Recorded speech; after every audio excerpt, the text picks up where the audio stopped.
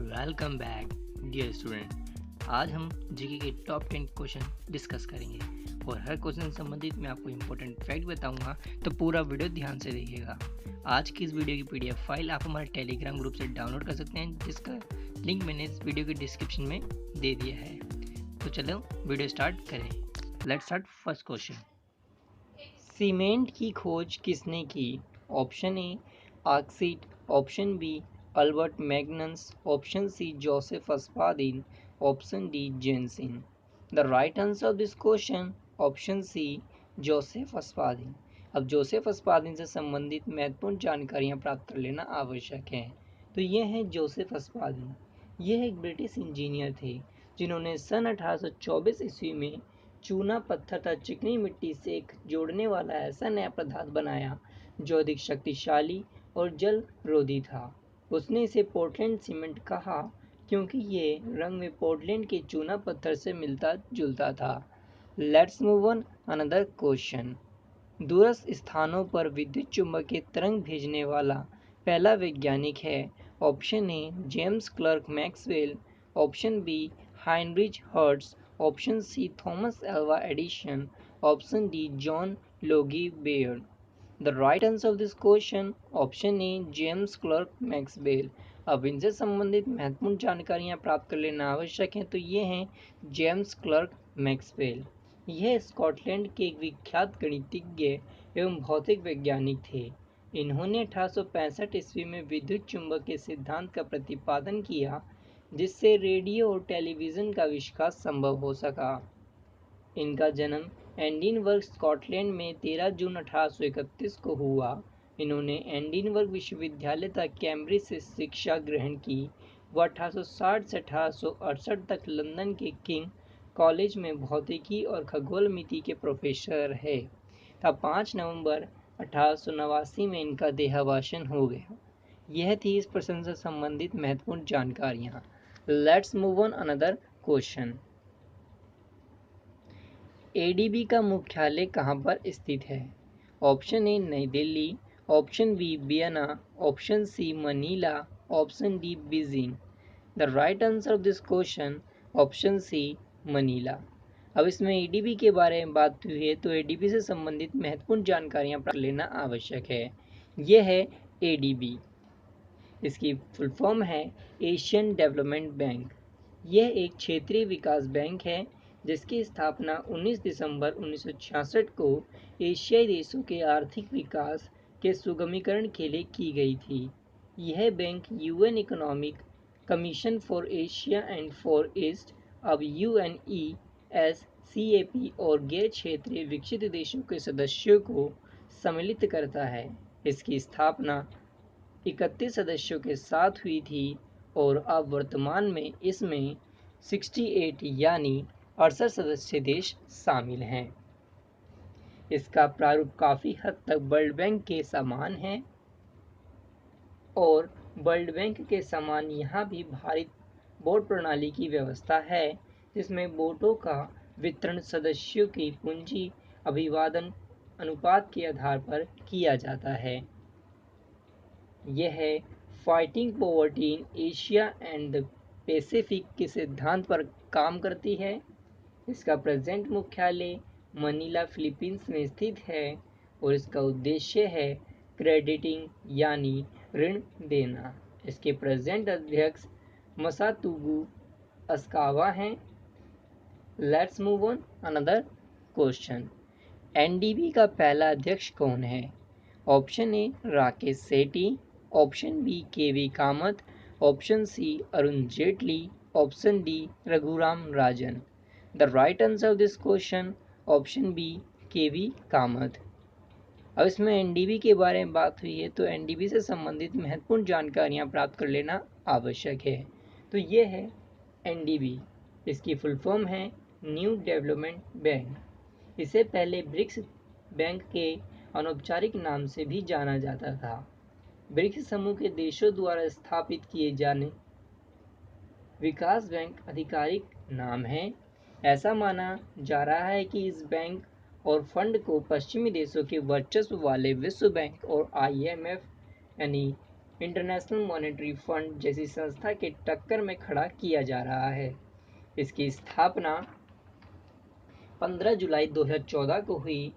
ये एक प्रकार का अंतर्राष्ट्रीय वित्तीय संस्था है। इसका प्रेजेंट मुख्यालय शंघाई चीन में स्थित है। इसके सदस्य देशों में ब्राज़ील, रूस, भारत, चीन, दक्षिण अफ्रीका शामिल हैं और इसका पूर्व नाम ब्रिक्स था। इसके प्रेजेंट अध्यक्ष मार्कोस ट्रायोजो हैं। यह है इस प्रश्न से संबंधित महत्वपूर्ण जानकारी। Let's move on another question. Azad Hind Fauj की स्थापना किस देश में की गई थी? Option a Bharat, option b Singapore, option c Japan, option d Germany. The right answer of this question option b Singapore. अब इसमें आज़ाद हिंद फौज की बात हुई है तो इससे संबंधित महत्वपूर्ण जानकारियां प्राप्त कर लेना आवश्यक है। तो ये है आज़ाद हिंद फौज। आज़ाद हिंद फौज का गठन पहली बार राजा महेंद्र प्रताप सिंह द्वारा 29 अक्टूबर 1915 को अफगानिस्तान में हुआ था। मूल रूप से उस वक्त यह आज़ाद हिंद सरकार की सेना थी जिसका लक्ष्य अंग्रेजों से लड़कर भारत को स्वतंत्रता दिलाना था। जब दक्षिण पूर्वी एशिया में जापान के सहयोग द्वारा नेताजी सुभाष चंद्र बोस ने करीब 40,000 भारतीय स्त्री पुरुषों की प्रशिक्षित सेना का गठन शुरू किया और उसे भी आज़ाद हिंद फौज का नाम दिया, तो उन्हें आज़ाद हिंद फौज का सर्वोच्च कमांडर नियुक्त करके उनके हाथों में इसकी बागडोर सौंप दी गई। इसकी स्थापना 1943 को टोक्यो में हुई थी और इसके स्थापनाकर्ता में कैप्टन मोहन सिंह, रास बिहारी बोस एवं निरंजन सिंह गिल शामिल हैं। यह है इस प्रश्न संबंधित महत्वपूर्ण जानकारी। Let's move on another question. Gurmukhi लिपि किस सिख गुरु के द्वारा शुरू की गई है? Option a Guru Angad, option B Guru Govind Singh, option C Guru Arjun Singh, option d Guru Hari Rai Singh. The right answer of this question option a Guru Angad.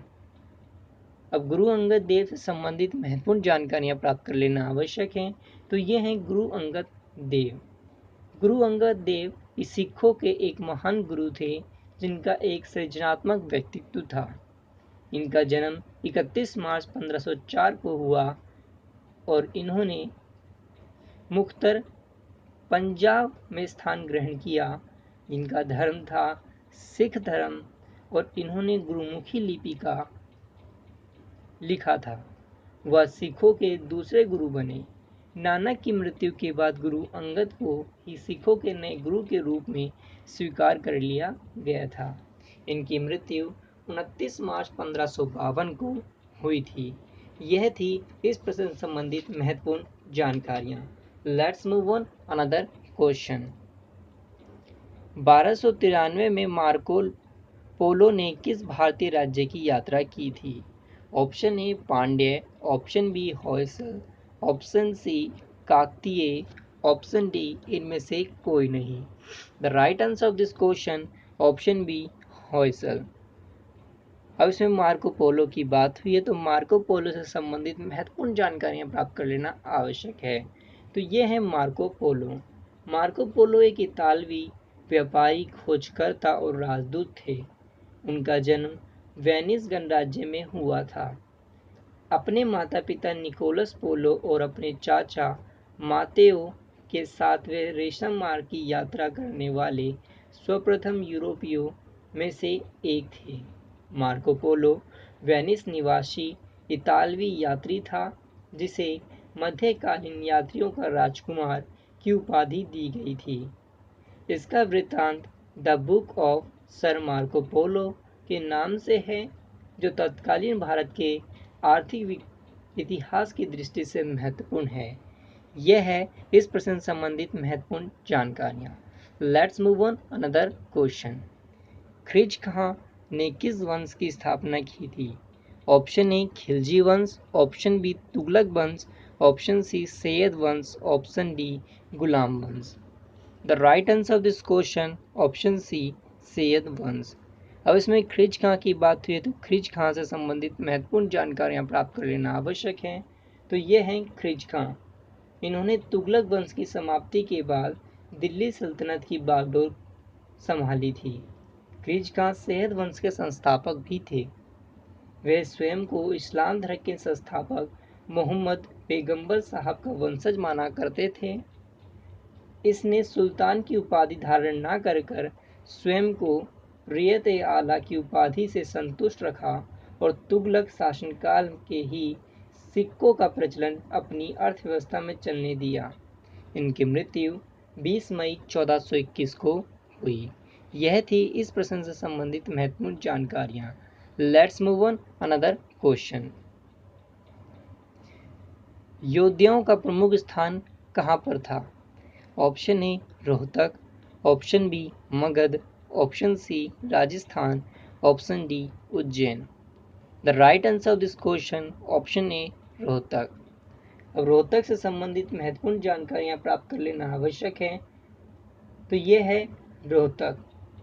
Rohtak Bharat के हरियाणा राज्य के रोहतक जिले में स्थित एक नगर है। वह जिले का मुख्यालय भी है। इसके प्रेजेंट उपायुक्त RS वर्मा हैं और इसके प्रेजेंट सांसद डॉक्टर अरविंद शर्मा हैं। इसकी प्रेजेंट जनसंख्या 10,34,000 है और इसका क्षेत्रफल 205 मीटर है। इसमें हरियाणवी, हिंदी और अंग्रेजी भाषाएं बोली जाती हैं। इसका पिन कोड 12401 है। इसमें यमुना और सतलुज नदियां बहती हैं और रोहतक जिला चारों तरफ से हरियाणा के ही 5 जिलों से घिरा हुआ है। वे उत्तर में जिंद से, पूर्व में सोनीपत से, पश्चिम में भिवानी से, दक्षिण में झज्जर से, उत्तर पश्चिम में हिसार से और दक्षिण पश्चिम में बहादुरगढ़ से घिरा हुआ है। यह थी इस प्रश्न से संबंधित महत्वपूर्ण जानकारियां। Let's move on another question. Samudragupta के समय कांची का राजा कौन था? Option a Hastivarman, option b Mantraj, option c Nilraj, option d Vishnugupta. The right answer of this question option d Vishnugupta.